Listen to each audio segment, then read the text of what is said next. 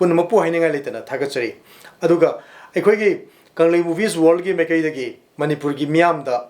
अखोगी निंगोन चाकौबा अमदि दिवाली का मरी लेना यामना चमलबा अदुबो मणिपुर की मियामदा मणिपुर की नहारोसिंगदा मिपुम खुदिमक्ता यामना कानाबा खुदोल अमतंग तमजेगे हाइदना अखोइना वीडियो असी थागचबनी अखोगी मणिपुरी स्क्रिप्ट नत्रगा मैतै मयेक असी तम्बदा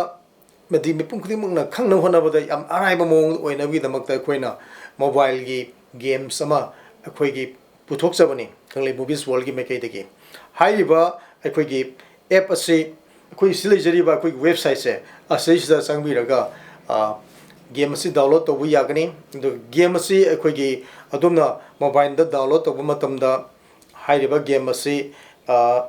मखल अनि थोना सानबा यागनी अदोमगी कीबोर्ड असी अखोगी इंग्लिश की अल्फाबेट्स दा ओइरगसु